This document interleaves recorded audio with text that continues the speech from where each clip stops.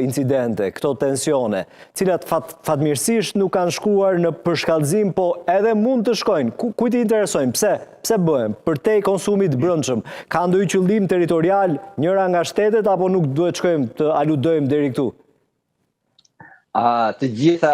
pyetjet janë të drejtë. Të gjitha qëndrojnë në fakt, por duhet kuptuar kjo Ilir, që të dy shtetet, pra Turqia dhe Greqia, janë anëtarët e NATO-s. Pra që do të kemi një konflikt armatosur mes tyre, nuk bëhet fjalë, sepse pastaj si do të hyjë në fuqi në 4 dhe në 5 i NATO-s, kur do shkojmë pastaj me luftën me Afrikën. Kjo është e pamundur. Po ç'kuptim ka, se duken si lojra kalamajsh. Po, kuptimi është për të drejtën e kush është më i fortë në det. Pra, në fakt, nëse shohim nga vitet 95-96, Greqia pa të bëjë një marrëveshje shumë të lezetshme të asaj kohe me barakun e Egjiptit dhe e përjashtoi totalisht Turqi nga mesdheu. Pra i vuni një urë atje dhe Turqia nuk dilte më në mesdhe. Por ajo marrëveshje pas negocimit, domethënë pas disa viteve negocimit mes Ankaras dhe Kairos, arriti që domethënë u quajtë u shkrije e marrëveshje dhe kështu që Turqia me rrëzimin e Kadafis në Libi pastaj bëri të njëjtën gjë sikur e pa bërë Greqia në vitet 90 dhe Turqia bëri me Libinë dhe tashmë ka një marrëveshje ku mbi gjitha këto Ilir, kjo marrëveshje e ka quajtur në Kombet e Bashkuara dhe është aprovuar dhe nga Kombet e Bashkuara. Pra zyrtarisht Turqia ka një marrëveshje detare me Libin, pra që le njën matan edhe Greqin, le matan edhe Egjiptin, në fali, Izraelin e të gjitha, dhe kjo është problematika kryesore. Kurse me ishujt grek këto, ka qef Greqia ka do më thënë atë kufirin detare, sheftin kontinental detare, e ka në 6.000, kurse Greqia, do më thënë zyrtarisht e ka në 6.000 dhe i pranuar nga të dy pare, pra nga Ankara dhe nga Atina, kurse Greqia do ta çojë 12.000. Pra kemi gjithë siç kemi me marrëveshjen detare me Shqipërinë, Shqipëria dhe Greqia. Domethënë është e njëjta gjë, por nëse tu e çon 12.000 Greqia, atëherë për shembull këtu në Izmir, ne nuk mund të fusim as këmbët në det sepse kanë thënë domethënë aq afër janë ishujt domethënë atë dhe këtu është e përplasja, por megjithatë domethënë është për të gjithë detin mesdheun, domethënë në të gjitha anët, sepse nga ana e Greqisë dhe Turqisë që do të luftojnë të dy shtete që 100 vite, domethënë asnjëherë nuk kanë gjujt një plumb nga njëri tjetrit në radhë të parë, në radhë të dytë janë të dy anëtarët e NATO-s, në radhë të tretë ju duhet ky tensionimi për thjesht vetëm për konsumin të mbrëmshëm Ilir, sepse siç dihet kur gjërat nuk shkojnë mirë nga ana ekonomike apo nga ana diplomatike, atë qoftë për Ankaran dhe qoftë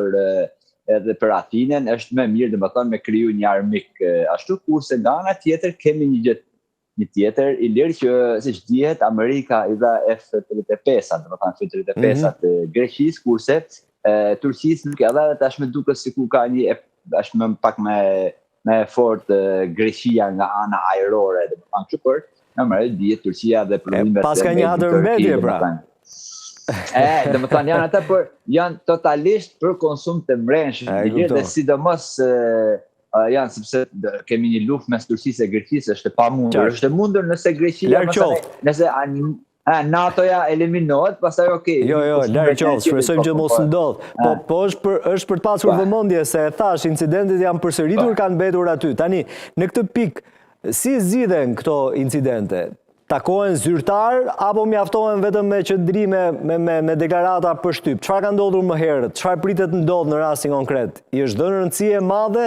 ajsa për të takuar dy zyrtarë dhe për të vendosur ca piketa le të themi apo nuk do të ndodhë kjo? Po, Ilir, kjo vazhdimisht ndodh edhe pse në kryeqytetet e Turqisë dhe të Greqisë, domethënë bëhet i çik zë, media jepi çik vrrullë më shumë kësaj teme, gjithsesi në ato zona qoftë nga ana greke, qoftë nga ana turke, në fakt janë të gardës detare që i them, domethënë ata janë njerëz qoftë nga ana akademike, qoftë nga ana që dinë të tregju, qoftë nga ana greke dhe turke dhe dinë të komunikojnë me njëri tjetrin dhe takohen shpesh herë domethënë për incidente të tilla, por të dy anët në fakt nga ana ligjore hapin një çështje, një gjyq, domethënë një hetuesia bën të veten, por Gjithsesi nuk është një reagim që mund të ketë, ashtu nuk është një gjë që të çojnë pika proteste, domethënë në diplomacitë, në zyra diplomatike të tyre, por normalisht që sidomos për të dy anet, nesër pas nesër ku të takohet domethënë kryeministri grek dhe presidenti turk, një gjë kemi pas ato dhe janë domethënë shtohen si flet ato në fletorin e punës, në fletorin e punës së shtëpisë, por jo se kanë statistika vazhdimisht. Po, takohen vazhdimisht, domethënë të dy anet, qoftë aty ku ka ndodhur, qoftë edhe në lindjet e Turqisë, por edhe në perëndim të Turqisë, por edhe në thellë në detin Egje. Pra janë takimet, qoftë diplomatike, qoftë të çarake, sepse edhe pse kanë një kufi mes tyre i lirë, atë njëjtë gjë kemi edhe shumë vende kemi edhe të NATO-s ku patrullimi i anijeve është i përbashkët për turko-greke dhe si të themi kësaj është si një gol offside që bëhet për a quhet gol, pse shkojnë ke vari edhe thojnë ka qenë. Eksakt. Krahasimi që ndron. Madje me shumë humor. Sokol, tani zakonisht rastet tilla përdoren për konsum të brendshëm kur politika ka një problematik, ndonjë skandal, ndonjë shqetësime, gjëra të tilla. Në Turqi, kush është shqetësimi i Recep Tayyip Erdogan për momentin? Është kryebashkiaku i burgosur apo ka diçka tjetër? Po, Ilir, pika kryesore është kryebashkiaku i burgosur, është inflacioni dhe humbja e vlerës së valutës turke kundër euros dhe dollarit e përditshme dhe e pa kontrolluar, pra gjërat e tilla ndikojnë shumë sepse kolegët tanë në Turqi thonë një lajm shumë i rëndësishëm apo larg qoftë një internet apo një gjë në Turqi zgjat vetëm 3-4 orë sepse plas një bombë tjetër aq më e madhe në median turke saqë harrohet ajo e para 2-3 orëve dhe po normalisht sidomos to 2-3 ditë i lirë e gjithë media turke pro-qeveritare normalisht është fokusuar në miliarda euro, domethënë kështu akuzohet kryetari i BIS, domethënë ka bërë ka qenë agent i shteteve të tjera, spionazh kundër Turqisë, domethënë një kryetar bashkie të bëhet fjalë, jo për një ministër që ka diçka dorë, por kryetari bashkisë se ç'a mund të jetë spionazh kundër shtetit të vet, por gjithsesi, domethënë akuza në të vërtetë të paimagjinueshme nga ajo dhe vetë kryetari i Istanbulit, por që është tashmë në burg, por edhe opozita thotë që të gjitha këto akuza sa të fillojë gjyqi të jepen nga radio televizioni turk, pra nga autoritetet turke të jepen live që të shohë populli turk se si qysh tek janë gjitha këto më thënë për miliarda, për 200-300 miliard euro të vjedhur nga kryetari i bashkisë Imamoglu, pra për 4 vjet e 5 vite që me pa dhe buxhetin e Turqisë, e gjithë Turqisë dhe jo të vetë bashkisë, si ndodhet të gjëra, por gjithsesi ka probleme shumë të mëdha, domethënë në